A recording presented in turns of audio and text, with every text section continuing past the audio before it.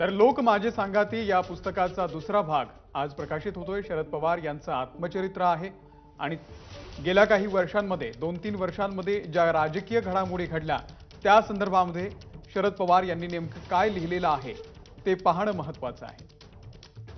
तर महत्त्वाचे 5 मुद्दे काय?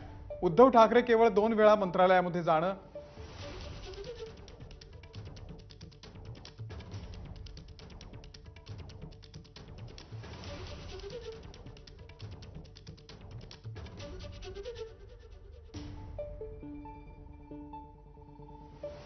तर शरद पवारांच्या आत्मचरित्राबद्दल प्रचंड उत्सुकता आहे। आज लोक माझे सांगाती या पुस्तकाचा दुसरा भाग प्रकाशित होणार आहे।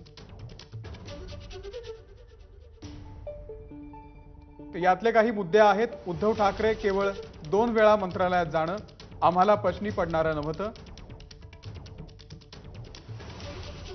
महाविकास आघाडी सत्तेचा खेळ नव्हता। पहाटेच्या शपथविधीची कल्पना पहाटे 6:30 वाजता मिळाली। शपथविधी म्हणजे राष्ट्रवादीच्या विश्वासावरती प्रश्नचिन्ह उपस्थित करणारं होतं।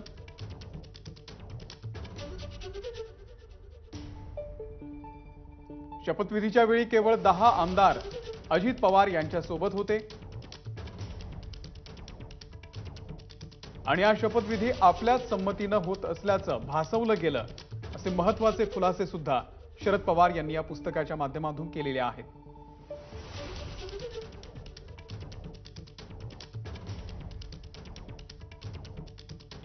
तर आज याच आत्मचरित्राचं प्रकाशन होतंय।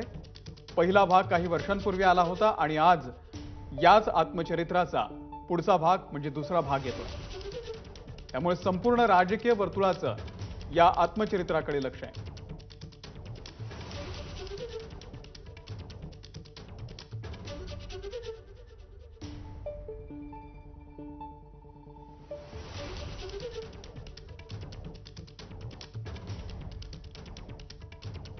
तर शरद पवार यांच्या या पुस्तकामध्ये नेमके काय काय मुद्दे असतील ते पाहणं महत्त्वाचं आहे आणि त्यामुळेच शरद पवार यांच्या या आत्मचरित्रासंदर्भात अनेक राजकीय पंडितांना उत्सुकता आहे। मुंबईमध्ये हा प्रकाशन सोहळा पार पडणार आहे।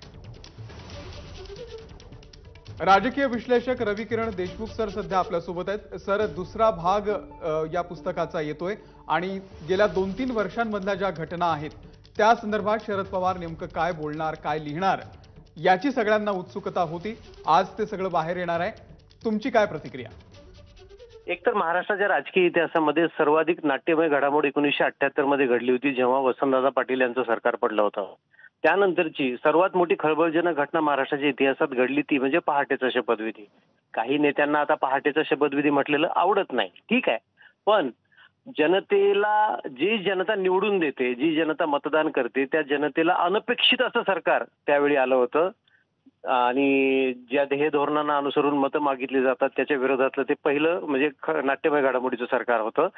त्याचा नाट्यमय घडामोडींचा मागोवा हा वृत्तपत्रांनी, प्रसारमाध्यमांनी वेगवेगळ्या पद्धतीने घेण्याचा प्रयत्न केला, परंतु जेव्हा एखादी ज्येष्ठ राजकीय व्यक्ती, त्यातल्या त्यात शरद पवार यांच्यासारखी व्यक्ती जेव्हा त्याचा मागोवा घेते किंवा त्याबद्दल भाष्य करते, साहजिकच त्याला खूप महत्त्व येतं। आणि आपण सर्वजण असं म्हणतो की महाविकास आघाडीचे खरे शिल्पकार हे शरद पवार आहेत। त्यामुळे त्यांनी काय म्हटलं याबाबत, याविषयी महाराष्ट्राच्या जनतेला उत्सुकता असणं स्वाभाविक आहे। जनताही हे समजून घेऊ इच्छिते की अशी कुठली राजकीय अपरिहार्यता होती की ज्यामध्ये सर्वांना अंधारात ठेवण्यात आलं आणि भल्या सकाळी हा शपथविधी कोणाला काही कळण्याच्या आत पारही पडला। तर आता यानंतर याविषयी अनेक मतमतांतर येण्याची शक्यता आहे, अनेक व्यक्ती व्यक्त होण्याची शक्यता आहे। आपण मागे ऐकलंय सर्वांनी की उपमुख्यमंत्री देवेंद्र फडणवीस हेही म्हणालेत की काही गोष्टी अजून बोलायच्या शिल्लक आहेत, त्याही मी बोलणार आहे। आता पवार यांच्या या दुसऱ्या भागाच्या निवेदनानंतर फडणवीस काय बोलतात या विषयावर, कारण ते मुख्यमंत्री होते त्यावेळी, त्यामुळे सर्वांना उत्सुकता लागेल की फडणवीसांचं याबाबतचं नेमकं मत काय। आणि पवारांनी विशेषतः राजभवनवर थेट काही आरोप केले त्या पुस्तकामध्ये, राजभवनच्या भूमिकेविषयी संदिग्धता व्यक्त केली आहे।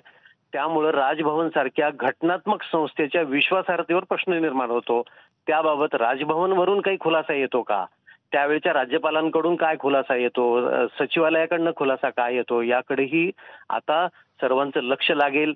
असा खुलासा येणं कर्मप्राप्त आहे, अपरिहार्य आहे, कारण त्याच्या विश्वासार्हतेचा हा प्रश्न आहे, असं मला म्हणायचं आहे. सर, पहाटेच्या शपथविधी संदर्भामध्ये अनेक वेळा चर्चा होते. हा पहाटेचा शपथविधी शरद पवार यांच्या संमतीनंच झाला असाही आरोप करण्यात येतो, परंतु त्यांनी हे आरोप फेटाळलेले आहेत. अजित पवार यांच्यासोबत फक्त 10 आमदार होते असं सुद्धा त्यांनी म्हटलेलं आहे.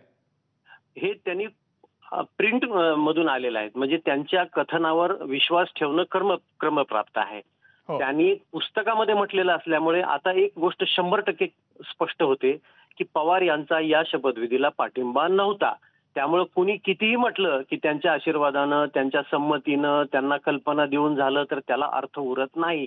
कारण आपल्याकडे मुद्रित गोष्टीला अधिक आपण जबाबदार धरतो बरोबर. आणि ते सर्वमान्य असतं. त्यामुळे पवारांच्या या भूमिकेवर पवारही मागे फिरू शकत नाहीत की मी ते चुकीचं कथन केलंय, आणि दुसरेही लोक दावा करू शकत नाहीत की पवार लिहितात एक आणि बोलतात एक. त्यामुळं आता मात्र यामुळे या नाट्यमय घडामोडींना कलाटणी मिळालेली आहे. आणि स्वतः उपमुख्यमंत्री जे बोलले होते की या शपथविधीला त्यांचा आशीर्वाद होता किंवा पाठिंबा होता, तो दावा आता आपोआप निरस्त होतो, म्हणजे यातून हवा निघून जाते त्यातनं. बरोबर. त्यामुळं येस हा. धन्यवाद रविकिरण सर, आपण सविस्तर विश्लेषण केलं या बातमीचं त्या संदर्भात.